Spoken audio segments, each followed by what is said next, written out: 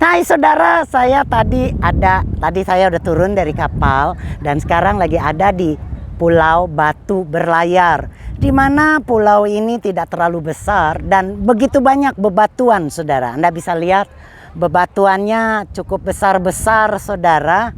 Ya, ini arusnya juga kuat sekali, kencang sehingga dilarang untuk berenang. Nah, batuan ini mengingatkan saya akan kisah di mana di Alkitab juga ada cerita tentang batu-batu atau kita kenal yang namanya Gunung Batu. Memang beda tentunya dengan Gunung Batu di Israel.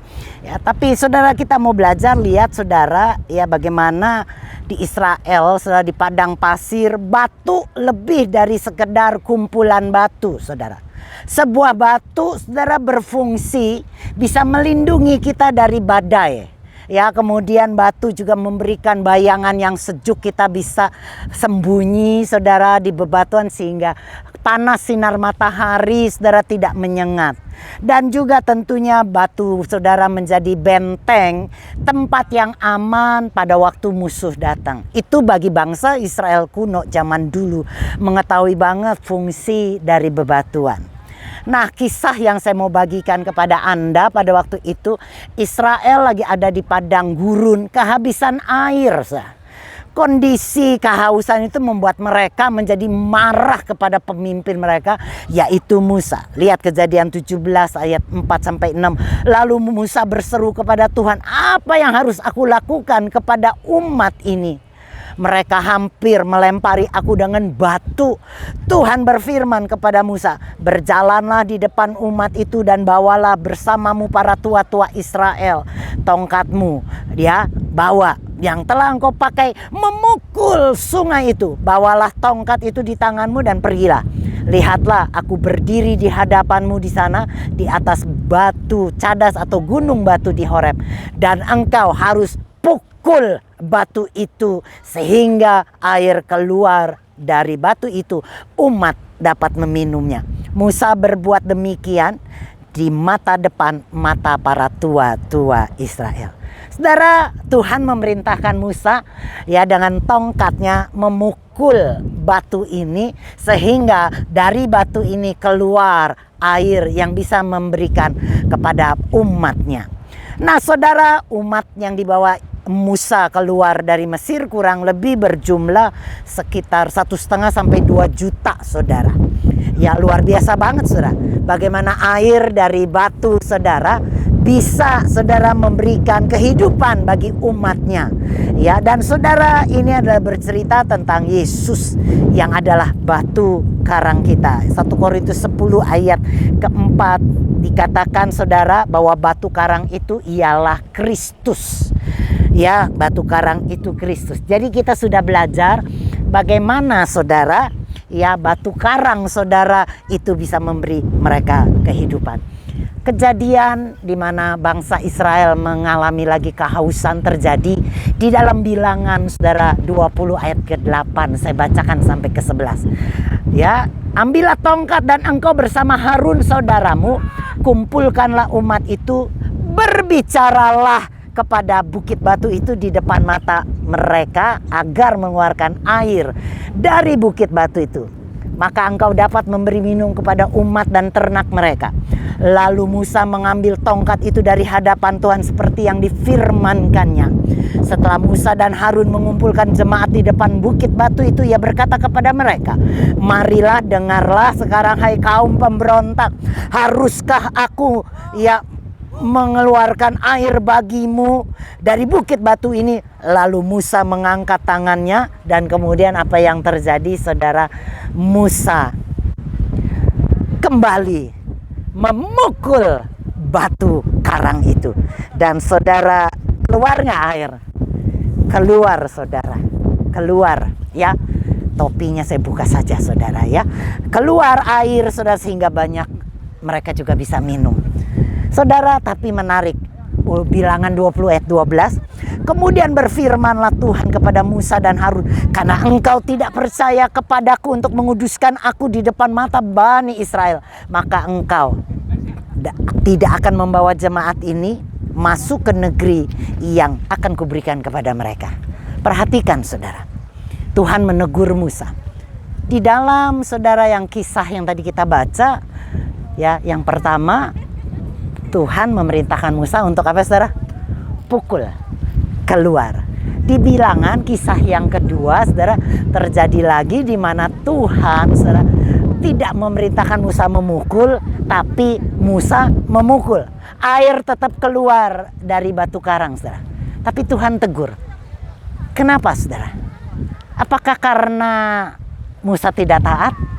Harusnya jangan dipukul, cukup dibicarakan. Ya, orang seringkali salah pengertian.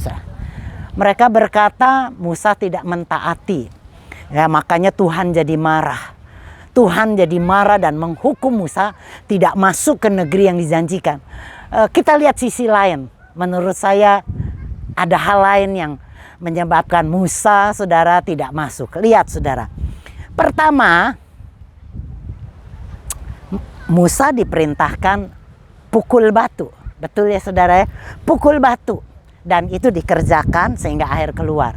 Saudara, yang dipukul batu itu dengan apa saudara? Dengan tongkat. Tongkat dipukul, ceder, keluar air. Itu dikatakan jelas tongkatmu, tongkat Musa. Cerita tentang tongkat Musa, saudara, itu adalah tongkat penghukuman.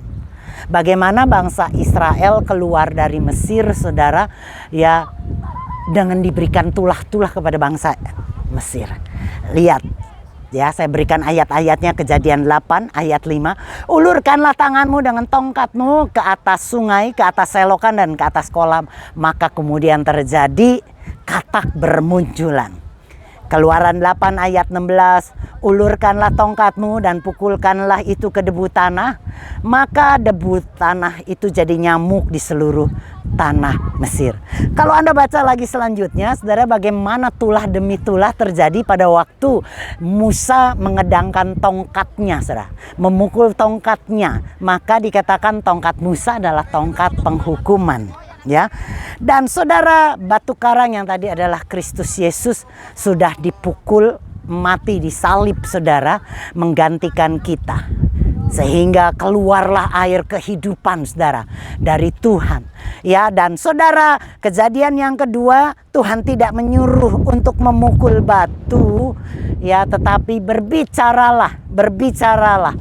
Kenapa saudara? Karena Yesus sudah mati, Yesus sudah dipukul, Yesus sudah mengeluarkan air kehidupan. Kita tidak perlu lagi memukul Kristus, tetapi cukup berbicara saja. Artinya saudara, penghukuman Bapa sudah selesai. Tongkat yang kedua saudara, yang untuk pukul batu itu bukanlah tongkat Musa, tapi jelas dikatakan ambillah tongkatmu itu dan engkau dan Harun kakakmu. Ya, mungkin kalau kita baca dalam terjemahan bahasa Indonesia yang lain dari Bilangan 20 ayat 8 lebih jelas. Ambillah tongkat yang ada di depan peti perjanjian. Terjemahan lain jelas mengambillah tongkat Harun, saudara. Tongkat Harun. Ya, tongkat Harun apa sih saudara? Kalau Anda belajar tongkat Harun dalam Bilangan 16 saudara, bagaimana Korah suku Lewi itu memberontak, mengajak banyak pemimpin untuk memberontak kepada Musa. Mereka tidak mau Harun menjadi imam besar mereka. Mereka nggak mau Musa menjadi pemimpin. Dia berkata, buat apa mereka? Kita kan juga sama. Kita juga bisa memimpin. Maka kemudian saudara, ya, Tuhan lewat perantaraan Musa saudara mengatakan bahwa imam adalah Harun, dipilih oleh Tuhan sendiri. Maka kemudian apa yang terjadi? Musa berkata, kumpulkan ya orang-orang umat Israel dan Korah bersama dengan para pemimpin yang memberontak itu. Kau dengar, kau jangan kena hukuman. Yang mau bertobat, yang tidak mau saudara itu dipisahkan. Khususnya Korah dan keluarganya ada di depan rumahnya. Terjadilah sebuah musibah yang dikatakan tidak pernah terjadi saat itu, yaitu apa saudara? Bumi terbelah. Dan Korah bersama dengan keluarga, bersama dengan hartanya masuk ke dalam perut bumi. Mereka melihatnya dan mereka menjadi takut. Tapi saudara, aneh, esok harinya umat itu marah lagi, saudara. Sampai akhirnya Musa yang sabar jadi marah dan berkata, ya tulah itu terjadi, mereka mati. Dikatakan ada 14.700 yang mati gara-gara tulah itu, saudara. Gara-gara mereka memberontak kepada Imam Harun dan Musa. Tetapi Harun dan Musa punya hati yang luar biasa, hatinya Tuhan. Mereka mengambil pedupaan dan berkata, Tuhan, Tuhan, berhentilah tulah itu. Tapi itu saja sudah 14.700. Akhirnya Tuhan memerintahkan Musa, kumpulkan tongkat-tongkat para pemimpinmu, taruh di peti perjanjianku, dan barang siapa tongkat itu yang bisa berbunga, maka dialah yang aku pilih menjadi pemimpin. Saudara, di dalam bilangan berikutnya Anda bisa baca bagaimana tongkat Harun, saudara, itu tongkat Harun berbunga. Artinya Tuhan yang memilih Harun menjadi pemimpin. Dan saudara, itu bercerita bagaimana Imam besar Harun, saudara, adalah Imam Kristus Yesus. Saudara, dia sudah pernah dipukul, dia sudah pernah dihancurkan. Batu karang itu sudah mengeluarkan air kehidupan.